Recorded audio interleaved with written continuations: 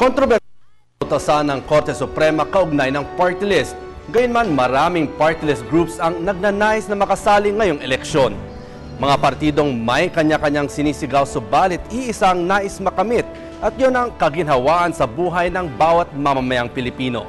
Ang biruan nga, wala na raw Pilipino na pwedeng magreklamo na wala siyang kinatawan sa Kongreso dahil bawat sektor, uri, advokasya at paniniwala ay may party list organization na.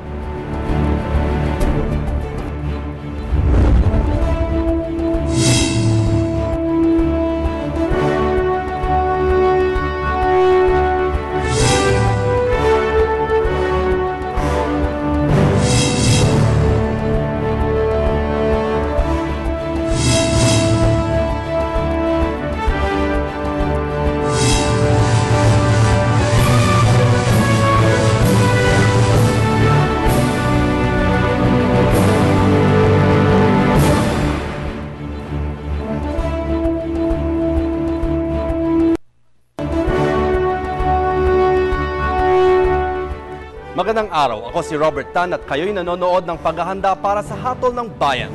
Manatiling nakatutok para sa komprehensibong talakayan sa pangunguna ni Cathy San Gabriel.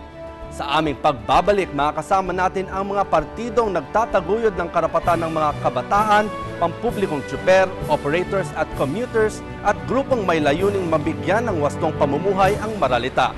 Abangan sa pagbabalik ng paghahanda para sa Hatol ng Bayan.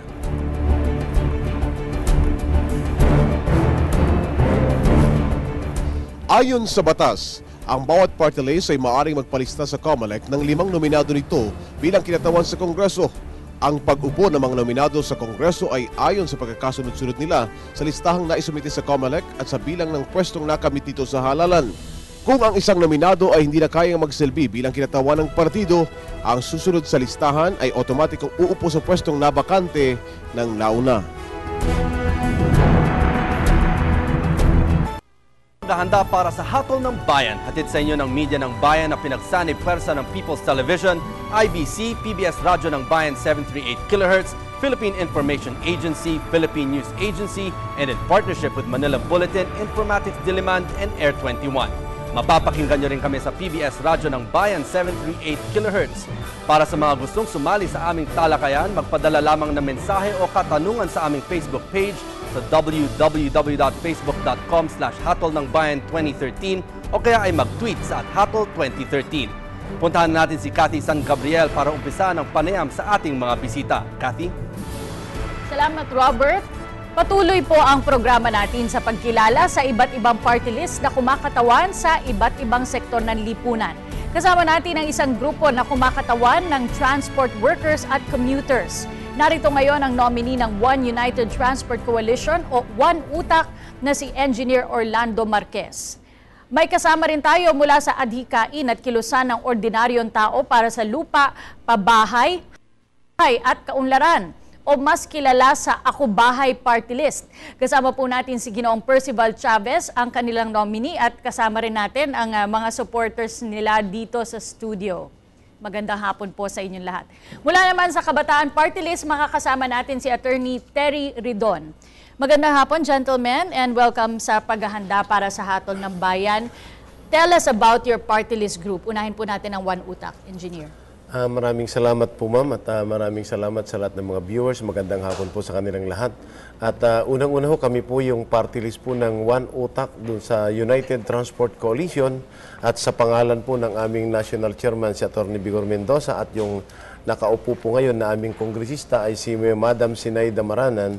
Kami po, ma'am, ay inilalatag namin yung mga programa sa ating mga kababayan kung paano maiangat ang kabuhayan ng public transport. Unang-una po ay meron kaming mga binibigay ng mga pulyetos sa aming mga kliyente na yung po natin ay itatag yung National Driving Academy. Yun po yung una. Pangalawa po ay magkaroon sana po tayo ng funding na Transport Modernization Fund. Dahil nga nag-i-implement na po tayo ng phase out, so kailangan po magkakaroon tayo ngayon ng Transport Modernization Fund kagaya po ng mga maunlad na bansa. Ang pangatlo po, ma'am, ay yung Road Development Act natin na ito po yung pangako na nagbabayad tayo ng tamang buwis sa road users tax na dapat po yung ating dinadaanan na kalsada ay maganda at makinis. Engineer Marquez, mamaya iisa-isahin pa po natin ang iba't iba yung mga legislative agenda kung sakasakali pong maibabalik po kayo sa Kongreso. Pero ito pong samahan nyo, One Utak, kinakatawan nga po ito ng mga commuters, transport groups. Gaano kalaki po ang inyong network? Ang aming network na membership sa ngayon po, ito yung mga ID bearing na holder, yung mayroon ng ID, ay umaabot na po ito ng more than 700,000 nationwide. So, bukod po doon sa mga members through internet, kaya ang amin lang binibilang po, yung lang nabigyan namin ng ID card. Dahil po sila, yung aming mga benepisyo na existing po ay meron po kaming tulong para sa mga hospital, ito po ay ginagamit na sa ngayon. Tapos po, meron po kaming mga benepisyo kagaya ng mga scholarship, yung pag-aaral ng mga ating kabataan at saka yung mga drivers, yung mga kanilang mga training sa TESDA. Nagkaroon kami ng agreement sa TESDA at napakaganda naman. At hinahangaan natin yung TESDA dahil nabigyan tayo ng napakagandang programa po doon. So ito po yung enrollment to employment program sa ating mga kasamahan ng mga transport. Kilalanin naman po natin ang Ako Bahay, Mr. Chavez. Ano po ang sektor na kinakatawan ng Ako Bahay at ano po yung mga advokasya ng inyong grupo? Ang Ako Bahay ay sektor ng mga ordinaryong tao. Pero karamihan talaga sa ordinaryong tao may hirap, yung may problema sa palupa, pabahay at hanap buhay. Karamihan na dinaranas maralitang sektor, yung demolisyon, kakulangan sa pabahay. Halos ang istatistiko sa ating bansa, 5 milyon at lumalaki ito taon-taon. Ito nga yung dadalhin muli namin, yung tinig na yan, para gisingin yung Kongreso, tanungin nasaan ba yung mga programang palupa, kung saan itatayo ang pabahay, at nasaan din yung mga pondong pangangailangan dito. Siyempre, yung mga maliliit na trabahador ang ating tignan. Construction workers, self-employed. Nasaan yung dagdag na benepisyo dito? Pag ang construction worker, tapos na ang lakas ng katawan, ano pa yung mga benepisyong idadagdag? So, ang kinakatawan talaga dito, kaya mahirap medyo organisahin ang aming miyembro, ang aming kasapian, bagamat mga individual, organisasyon sa lahat, marahil, o na mga lahat ng slum areas kung tawagin dito, meron po kaming mga kaakibat o kaagapay na mga organisasyon dyan na ang hinaharap yung isyong pabahay at trabaho. Ginoong Chavez, in other words po, ang inyong kinakatawan ay ang Maralita. Maralitang sa lungsod at siya Sa rural first area. class, second class, third class municipality, Okay. lahat ng Maralita dyan na problema din sa babae at trabaho, kinakatawan natin. Ano po ang pagkakaiba nyo sa iba pang grupo na napakarami rin po na kumakatawan sa mga Maralita?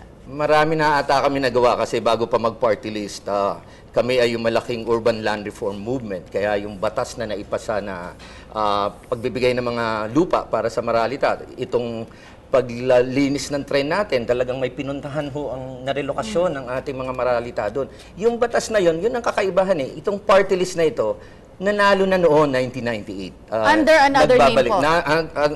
Under Ako, adikain at kilusan ng ordinaryong tao. Kaya lang, medyo nagsanib kami sa magsasaka noon, naging Aba Ako.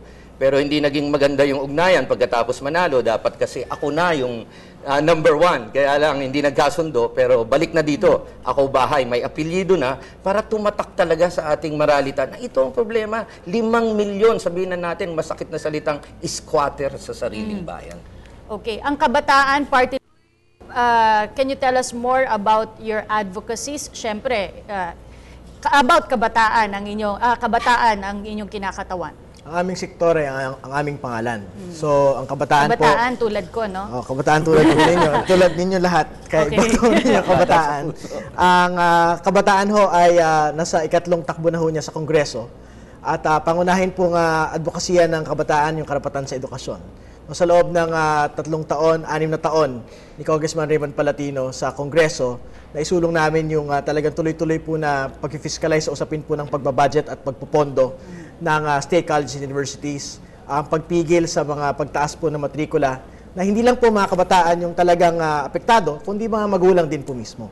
No? At nitong nakaraang mga buwan, naipagtagumpay din ho namin yung laban sa cybercrime law particularly yung question po ng constitutionality ng cyber libel dahil mula noon ipinasa ang batas na ito no October 2012 hanggang sa araw po na ito, indefinitely suspended ang cybercrime law, ibig sabihin yung freedom of speech and expression sa paggamit po na Facebook, paggamit po ng Twitter ay talagang nagpapatuloy pa rin po hanggang sa araw po ito.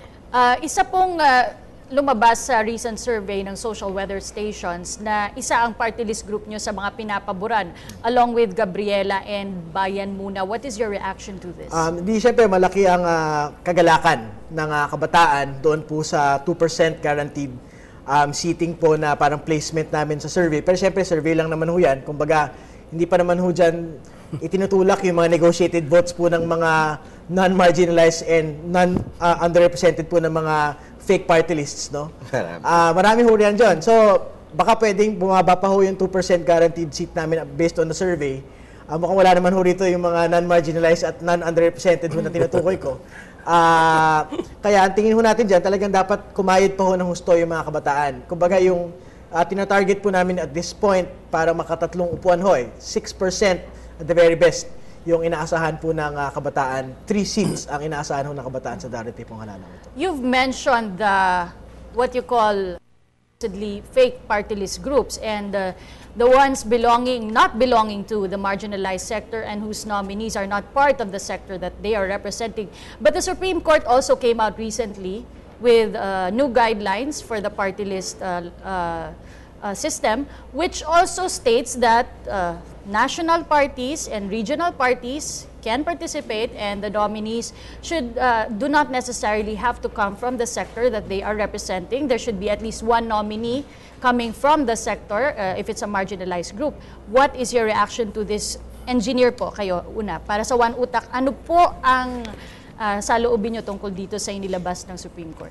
Kami ma'am ginagalang namin yung ating Korte Suprema doon sa desisyon nila na yon. At sana naman po ay yung existing na batas na yun pong marginalized sector po kami po ay sumasang-ayon din talaga doon dahil yun po yung originally na talagang sense ng ating party list system. Nakakalungkot nga po dahil nga ganun nga yung inilabas na pwede na sa susunod na eleksyon, ay pwede na lahat parang nangyari dito, ay magiging district congressman na rin ang party list natin.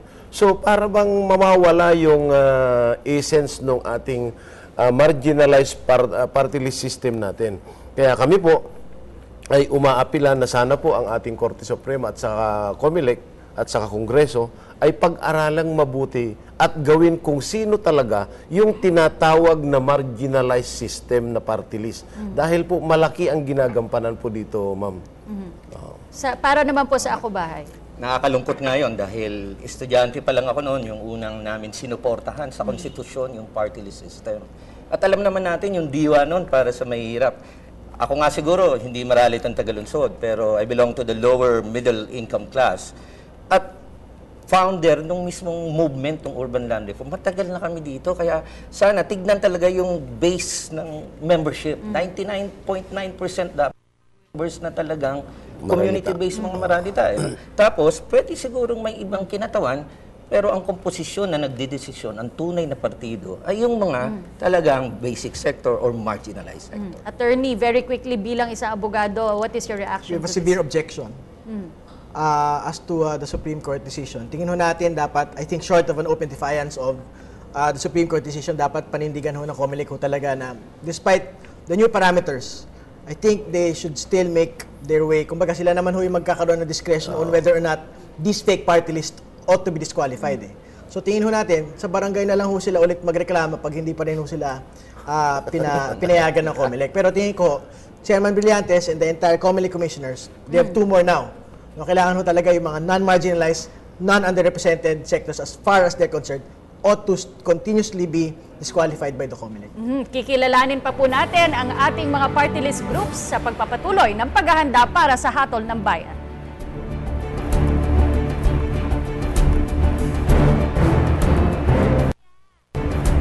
Ang isang nominado ng party list ng isang marginalized group ay hindi kailangang kabilang ng sektor na kinakatawan nito. Siya ay maaaring isang profesional o karaniwang mamamayan na may paninindigan at kumakatawan sa interes at advokasya na isinusulong ng partidong kinabibilangan niya. Dapat alamin ng mga botante kung ang nominado ay tunay na kumakatawan, tapat at may karanasan at mahabang panunungkulan sa interes ng marginalized group na kinakatawan ng kanyang partido.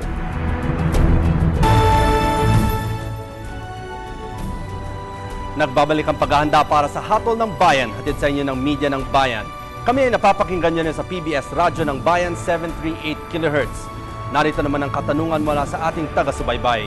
Mula kay Bobby ng Manila para sa lahat ng party list na bisita natin. Pabor ba kayo na ma-repeal ang reproductive health law at bakit? I-like ang aming Facebook page sa www.facebook.com/hatolnangbayan2013 o kaya ay mag-tweet sa @hatol2013. Para naman sa sagot ng ating mga bisita, balikan natin si Cathy San Gabriel. Cathy? Maraming salamat, Robert. Ayan po, ipapasagot natin sa inyo yung tanong tungkol sa reproductive health law. Unahin po natin si Engineer mula sa One Utak. Sa amin, ma'am, yung reproductive ay nasa pag-uusap na ng husgado yan, nasa kataas-taasan na po yan. Kaya kami po, ang stand po namin yan, ay antayin na lang po natin yung desisyon ng ating korte. Dahil nasa korte na po yan. Oo, pag pinag-usapan pa yan, division na naman sa Kongreso, sobrang oras. Alam niyo, yung mga maralita, marami pang paksang dapat pagdebatihan at tulungan yung kanilang mga buhay.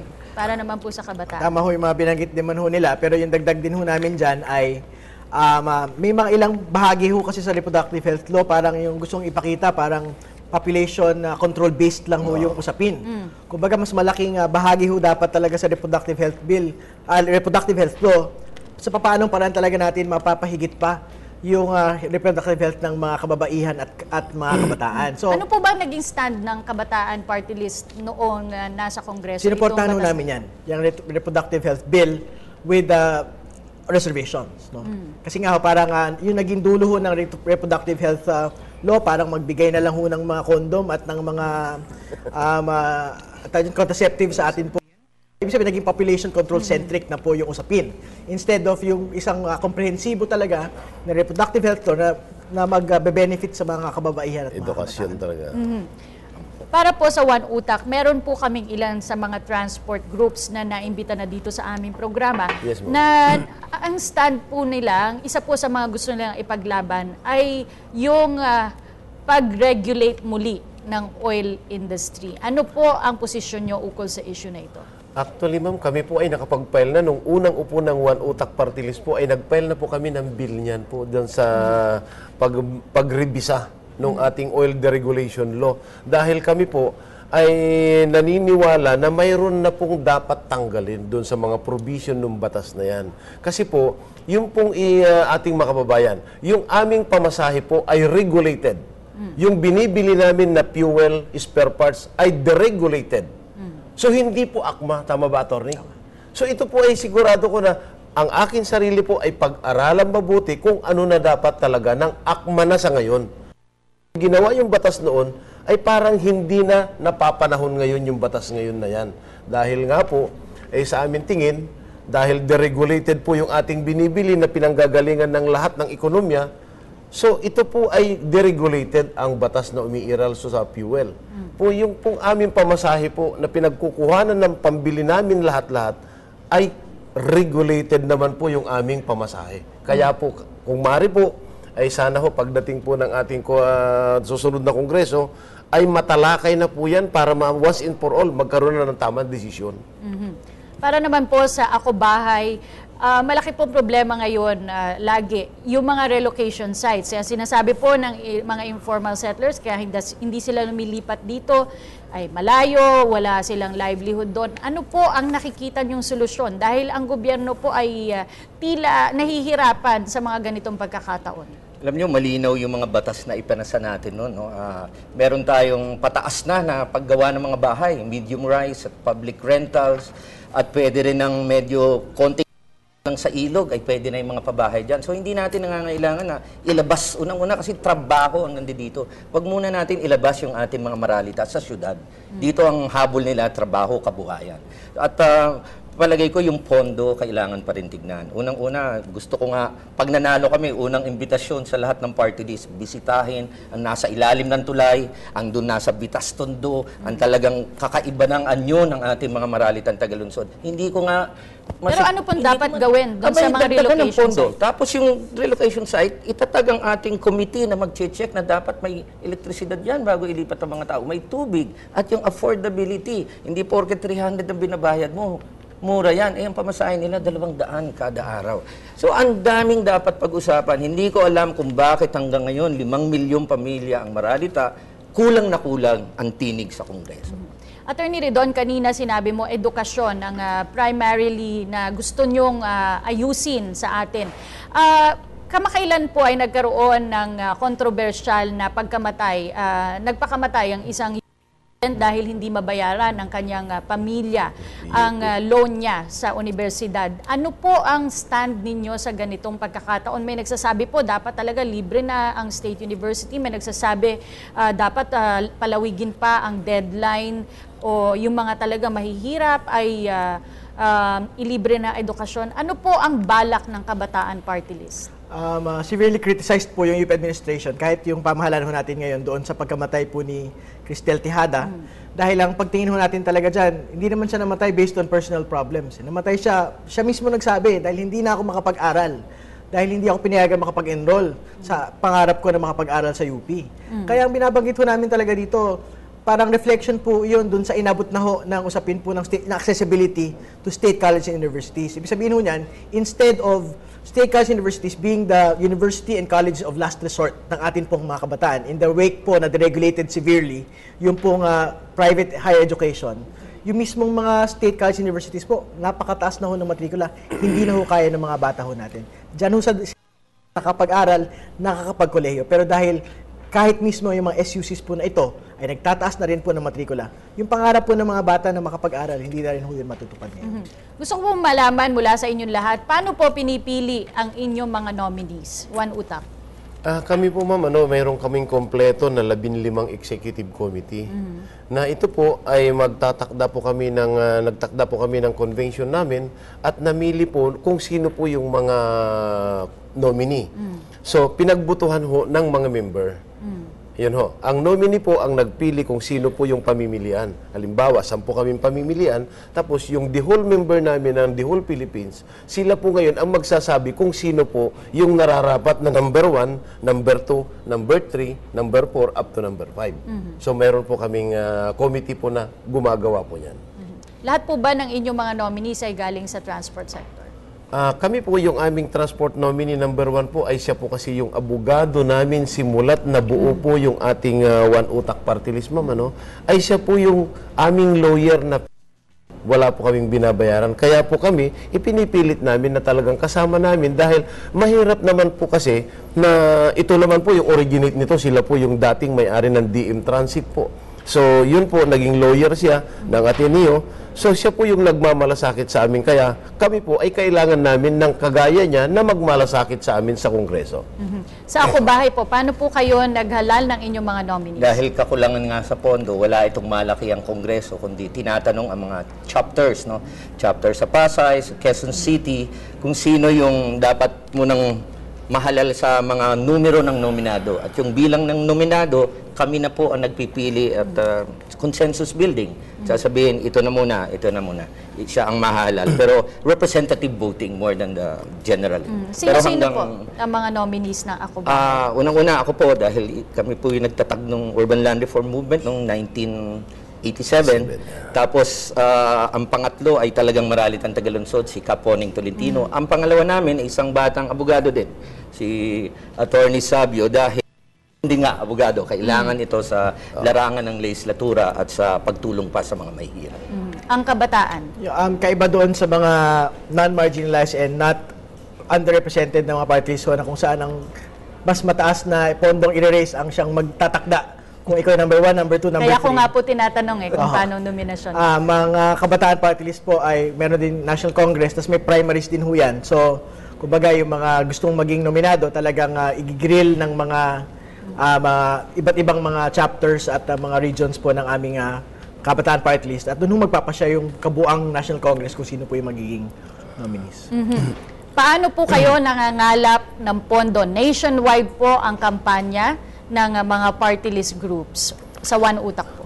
Sa amin po, ma'am, ay kami tulong-tulong po dahil kami naman po ay merong kanya-kanyang hanap buhay at saka yung aming mga organization from Bisaya to Ilocos Norte, ay meron po kaming mga organisasyon po na nag-build up kami ng funding at ito naman po yung aming ginagawa na may trabaho Ilocos, may trabaho yung taga Central Luzon, trabaho ng Metro Manila, Southern Luzon, Bicol Region, Bisaya, at saka hanggang Mindanao. Dahil yun po yung essence po ng party list, dahil nagtataka po kami ngayon na bakit yung party list ngayon, doon lang nagko-concentrate sa kanyang probinsya, na ang scope talaga ang party list ay nationwide.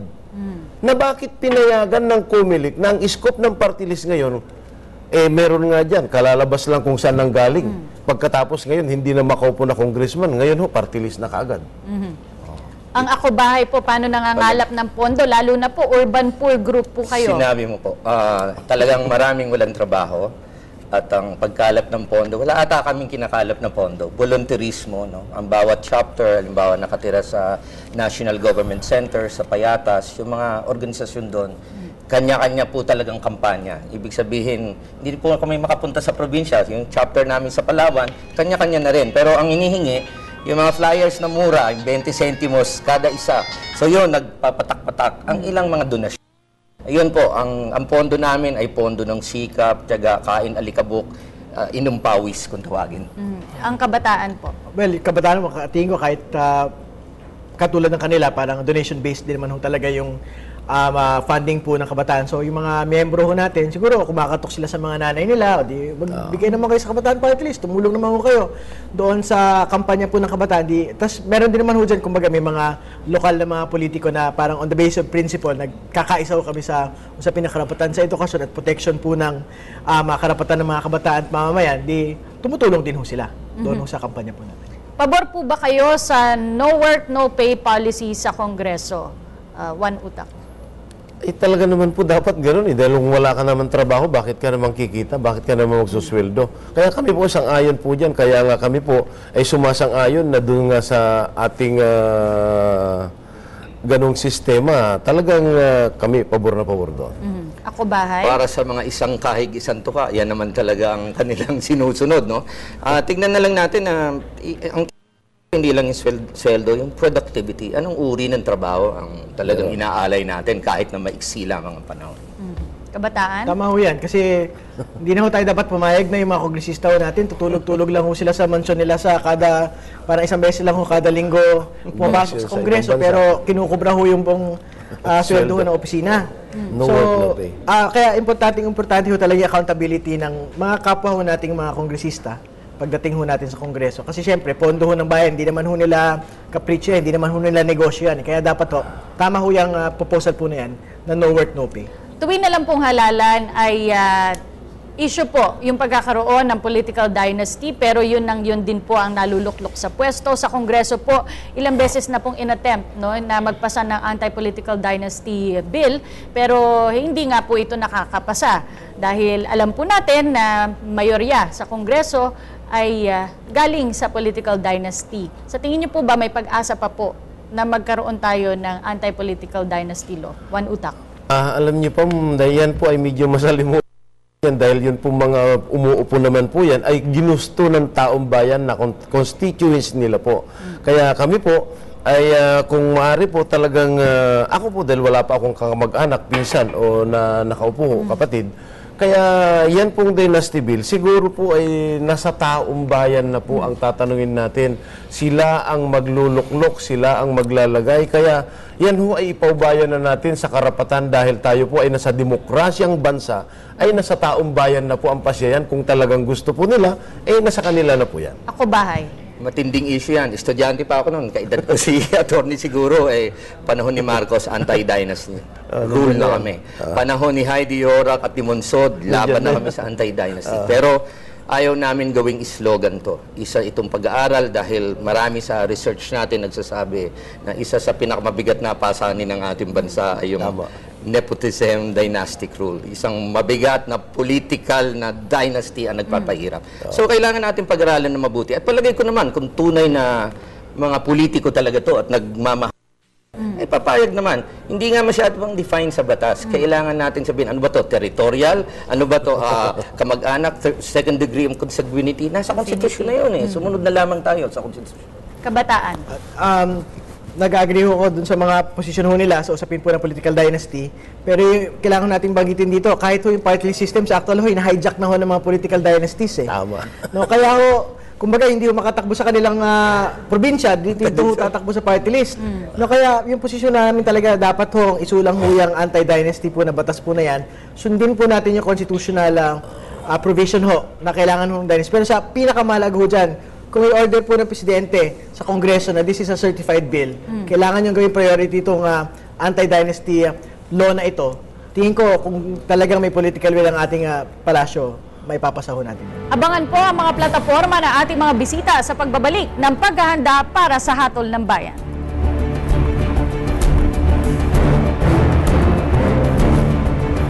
Maliban sa sariling interes ng sektor ng kinakatawan ng isang party list, ring alamin ng mga botante ang mga programa at panukala ng isang partido ukol sa ikaunlad ng buhay ng lahat ng mamamayan at ng buong bayan. Kabilang dito ay ang plataforma para sa edukasyon, pabahay, kalusugan, kabuhayan at kasaganahan ng mamamayan, pati na rin ang panukala para sa pag-unlad ng ekonomiya, politika at kaayusan ng buong bansa.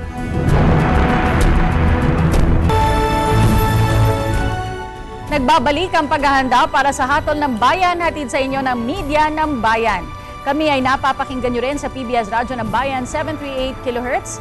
Kasama pa rin po natin sina Engineer Orlando Marquez ng One Utak Party List, Ginoong Percival Chavez ng Ako Bahay Party List at Attorney Terry Redon ng Kabataan Party List. Gusto po naming malaman kung ano yung mga batas na nais nyong ihain, kung sakasakali pong papalarin sa 16th Congress. Unahin po natin si Engineer Utak. Maraming salamat, ma'am. Ang gusto natin pong talagang pinaka-paborito ko na gustong may patupad sa ating bansa na maging batas, yung National Driving Academy. Na ito po yung maghuhubog ng talagang tamang pagmamaneho at saka yung mga traffic rules and regulation ay masunod sana po nung ating mga driver. Ang pangalawa po yung ating Transport Modernization Fund.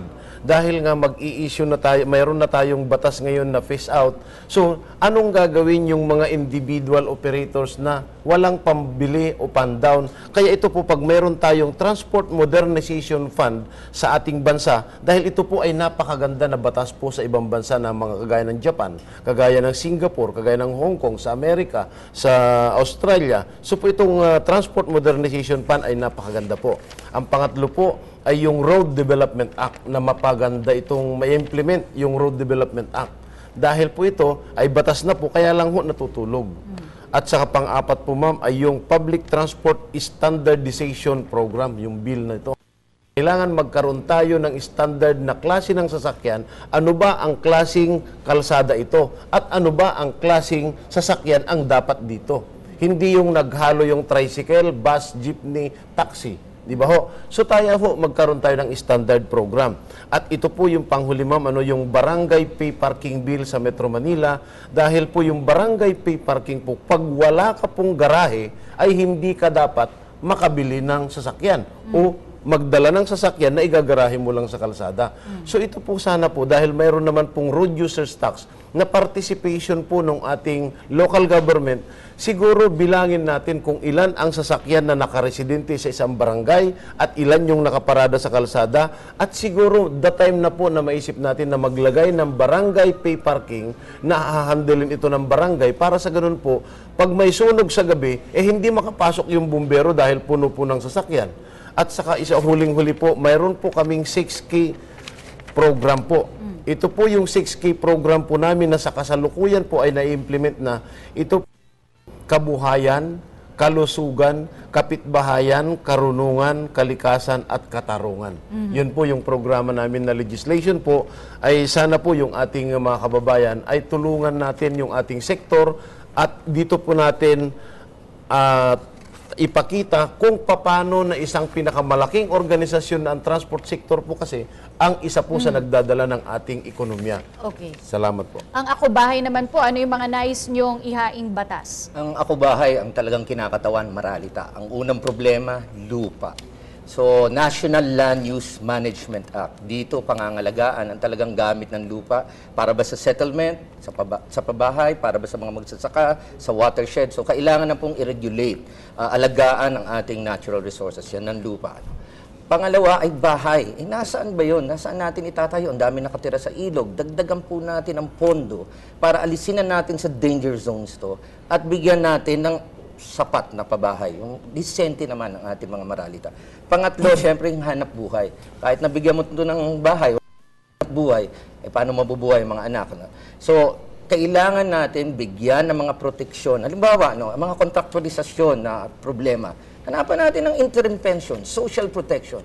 Itong mga imahinasyon na, sabihin na natin, OFW na nalulugi sa pag-alis na sindikato, bakit hindi mo napaunahan ng gobyerno? Yung talaga mga maralita. Total, babalik naman ang mga remittances. Ang daming pwede magawa, basta ang isip natin nakatuon sa tunay ng mga marginalized sector. Alright. Ang Kabataan Party List, anong mga batas na nais nyong ihain sa 16th Congress? Tulad ng nabanggit po natin kanina, una sa lahat yung sapat na pagbabudget sa budget na edukasyon. So hindi lang po ito basic education kundi state college universities, kahit yung mga local college universities dapat sapat yan para manatiling abot kaya at hindi magtaas ng matrikula sa mga state college universities. Pangalawa, yung pagtitiyak ng tuition regulation at saka pagkakaroon ng tuition moratorium kasi yung tingin po natin ngayon dahil severely deregulated po yung private higher educational system, kayang-kaya pong magtaas ng ora-orada ng tuition and miscellaneous fees ng mga private schools, no? Ibig sabihin parang wala angil talaga ang CHED sa usapin po na ito. Tapos pangatlo, dahil malaking chunk ng atin pong mga kabataan ngayon ay nagtatrabaho na po sa mga call center industry, meron po tayong BPO Workers Welfare Bill kung saan titiyakin ho natin na yung mga labor standards na dapat applicable naman po sa lahat, dapat applicable din ho kahit doon sa mga call center industries po natin. Tapos panghuli, yung repeal po ng cybercrime law. Ibig sabihin, while inaantay po namin yung declaration po ng unconstitutionality ng cybercrime law sa Korte Suprema, hindi naman ho pumipigil ito doon ho sa pagsusulong po natin mismo na ibasura na po ng Kongreso mismo yung kamalian niya nitong nakaraang Kongreso na pinasa po niya yung cyber libel at yung mga unconstitutional provisions sa ilalim po ng cybercrime law. Pakipaliwanag nga, why are you against the cyber libel, the libel aspect of the cybercrime law? Yung cyber libel ho dahil grossly vague po yung definition po ng cyber libel. Ibig sabihin, it can unconstitutionally infringe upon legitimately protected rights. So, ibig sabihin, kahit ho, halimbawa, yung sinasabi ko kahapon, yung SK chairman, na tingin niya parang mali yung ginawa ng barangay kapitan niya, pwedeng-pwede ho siyang cyber libel ng kanya mismong kapatid. Ibig sabihin, it infringes unconstitutionally upon legitimately protected rights na sa actual, pwede naman dapat talaga nating kinakastigo yung isang erring public official. The FOI bill did not make it in the 15th Congress. Are you willing to support it this time around? One utak po. Sa amin po, sana po makapasok po tayo para masuportahan po natin yung mga magagandang bill pagdating po sa Kongreso. Ay talaga naman tinutulok yan. Lalo na yung mga maralitang wala talagang impormasyon. Magdi-demolish, yung mga kontrata dyan, at ay sila nalulugi lahat. So, Freedom of Information Bill, go, go, go para sa Ako Bahay. Yung gusto natin Freedom of Information Law ay isang Freedom of Information Law without preconditions. Ibig sabihin niyan, hindi ho pwedeng isingit ho halimbawa ng gobyerno na dapat merong right of reply yung mga politiko. So, usapin po ng pag-exercise po ng mamamayan ng kanyang right to freedom of information. Yan ho yung isa sa mga dahilan kung ba't bumagsak po yung laban ng freedom ng right to information ngayong nitong nagdaan po Kongreso.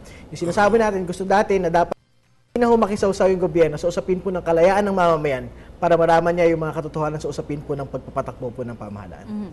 Marami pong kalituhan pagdating sa batas patungkol sa party list system.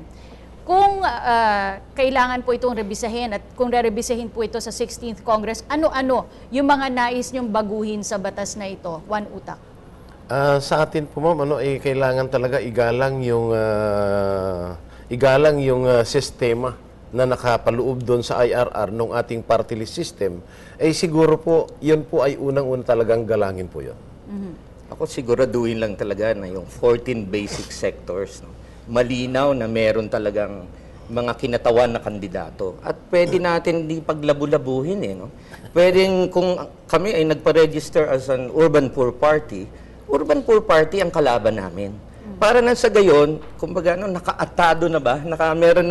Meron ng bilang na kandidato sa bawat sektor. Doon So, lamang mapapanatili na talagang lahat may kinatawan. Just to clarify, so you wanted parang 14 sections may bobotohan. Doon kayo maglalaban-laban sa sektor na yon. Isa lang naman ang iboboto. Kung talagang isang sektor ka, yun na lang iboto mo. Para yung consciousness talaga na ito yung kailangan mga issue na itaguyod dito sa party list. Itong sektor ang itampok. Kabataan Party List. Yung kabataan po yung posisyon ho natin sa usapin po ng pag-revisa ng party list law, kailangan manatili yung safe harbor para sa marginalized and underrepresented para sa party list system ho. Ibig sabihin, dapat hindi ho natin payagan yung mga dati ng mga politiko na i-hijack po mismo yung social justice legislation po na talagang dapat po para sa mga mahihirap, para sa mga minority, para sa marginalized and underrepresented. Yung dagdag din ho natin dyan, kailangan ho natin dapat pigilan yung parang pagpasok ho ng mga traditional po na politiko. Ibig sabihin, dapat yung party list system po na ito dapat talagang manatili para doon sa talaga naman po mahihirap at maralita. Attorney, nakailang termino na po ang Kabataan Pangalawa Party List? po, pangalawang termino, pangatlo na ho kung sakali pa. Pero may iba pong mga party list group na since 1998 po nandun na. And the essence also of the party list is to give the marginalized sector a voice in legislation. Don't you think that it is about time for those who have existed since 1998? Di ba sa tingin niyo po ba marginalized pa rin sila hanggang ngayon? Dahil 1998 pa sila may boses. Hindi naman ho barometer ng non-marginalization yung perpetual existence eh. Yung mga mahirap naman ho, matagal na 1972 pa ho sila mahirap pa rin ho sila. Marginalized pa rin Pero ho yung sila. pagbibigay po ng boses sa kanila sa legislation, di ba po matagal na rin sila may But they boses? remain marginalized sectors eh. They remain marginalized parties. Ibig sabihin po, the question really is, can they really participate in district elections? I think the answer to that would be, I think it would be most difficult for them to still participate in district elections. Bilang panghuli po, mensahe nyo na lang po sa ating mga manonood. Unahin po natin si Engineer Marquez mula sa One Utak. Sa amin po, panawagan po natin sa ating mga umaapila po kami, sa ating mga kasamahan po sa ating transport sector, na sana po igalang po natin ang ating transport at tulungan natin po dahil ang iisa na tayo po nandun sa Kongreso. Sana po magtulungan tayo dahil ang talagang transport sector, kung magtulungan po, ay kahit 10 pang sektor na party list representative ang ilagay natin doon, kung talaga tayo po ay igalang natin ang ating sektor, kahit 10 pa po, ay kaya po natin ilagay sa Kongreso. Salamat po at magandang hapon po sa kanilang lahat. Ginoong Chavez mula sa Ako Bahay Party List. Sa hanay ng Maralita, 5 milyong pamilya ang walang kasiguruhan sa paninirahan, wala rin sapat na hanap buhay, walang disenteng pabahay. Kailangan ang tinig sa Kongreso. Isang mahabang laban, isang masalimuot na laban, pero ito lamang ang pag-asa natin. Isang matatag na party list. Ito yung Ako Bahay numero 120. Attorney Redon mula sa Kabataan Party List. Ang Kabataan Party List po ay hindi lang po para sa kabataan, kundi para sa mga magulang na naninindigan din para sa karapatan sa edukasyon. Gusto mangarap na makapagpatapos ng kanila pong mga anak. Kaya huwag niyo sana kalimutan, number 17, Kabataan Party List po. Maraming salamat po sa inyong tatlo at maniguradong nakilala po naming husto ang mga taga-subaybay at ang inyong partido maghahanda para sa hatol ng bayan.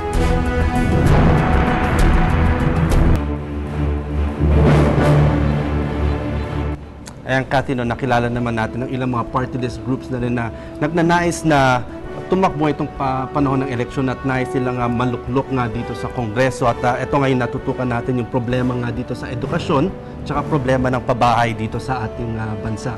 Paglilinaw at paalala lang po sa ating mga manonood, sa mahigit 100 po na party list groups dun sa listahan, dun sa balota, isa lang po ang iboboto nyo. Kaya make sure po na ibibigay nyo po itong boto nyo sa tingin nyo deserving na grupo.